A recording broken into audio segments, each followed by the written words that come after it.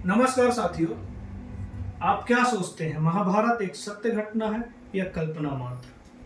चलिए इस विषय पर चर्चा करते हुए हम अपने भीतर के महाभारत को समझने का प्रयास करेंगे। दो परिवार, 5 भाई, 100 के खिलाफ, 4 पीढ़ी तक फैली हुई कहानी, उड़ते हुए विमान, ब्रह्मोस मिसाइल, एलियंस, परमाणु बम और न जाने क्या क्या। आपको यह महाभारत का एक हिस्सा मात्र लग सकता है।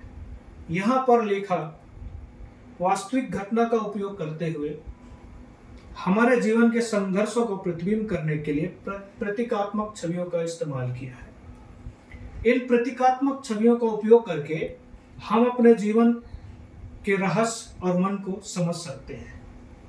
चलिए देखते हैं, महाभारत के एक एक पात्र को समझने का कोशिश करते हैं कि वह किस प्रतीक को रिप्रेजेंट करते हैं। हमारे पहले पात्र हैं महाराज धृतराष्ट्र, जो एक मन का प्रतीक है, एक मन जो अज्ञानी है। अज्ञानता में मन सत्य और असत्य का निर्णय नहीं कर सकता है। इस तरह हम देखेंगे कि हमारे जो दूसरे पात्र हैं दुर्योधन, जो अहंकार के प्रतीक है।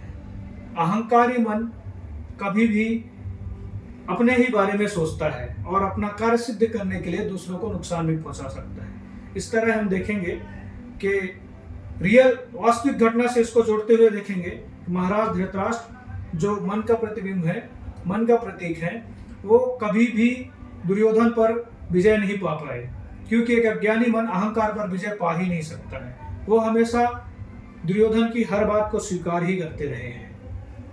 हमारे अगले जो पात्र हैं वो 5 पांडव हैं, जो 5 इंद्रियों का प्रतीक है। 5 इंद्रियों पर नियंत्रण पा लेना हमें सत्य और धर्म के रास्ते पर चलने के लिए प्रेरित करती है। जैसे देखेंगे आपके 5 पांडव हमेशा सत्य के रास्ता पर, अपने धर्म के रास्ता पर ही चले हैं। हमारे अगले जो पात्र हैं वो हैं श्री कृष्ण, जो आत्मा और विवेक के प्रतिबिंब हैं, जो हमेशा सही रास्ता दिखाने के लिए प्रेरित करते हैं। आप देखेंगे कि जब भी उनके पास जो भी अपना समस्या लेकर आए हैं, उनका समाधान करते हैं, सही रास्ता दिखाते हैं, चाहे वो द्रौपदी हो या अर्जुन। इस तरह इन प्रतीकात्मक छवियों का हम अपने जीवन में उपयोग करते हुए अपने जीवन को सरल बना सकते हैं, अपने जीवन को समझ सकते हैं और उनका उपयोग करते हुए हम अपने जीवन को व्यवस्थित भी कर सकते हैं। मैं यहाँ पर एक बात बताना भूल गया था, थोड़ा सा और यहाँ पर ऐड ऑन करना चाहूंगा कि जो कुरुक्षेत्र है, कुरुक्षेत्र क्या है? हमारा शरीर है, जहां पर जीवन रूपी द्वंद्व होते रहते हैं। हमेशा सत्य और असत्य की लड़ाई हमारे शरीर में होती रहती है। ठीक उसी तरह जैसे कुरुक्षेत्र पे एक सत्य और असत्य की, धर्म और अधर्म की लड़ाई हुई थी और हमेशा सत्य पर विजय हुई।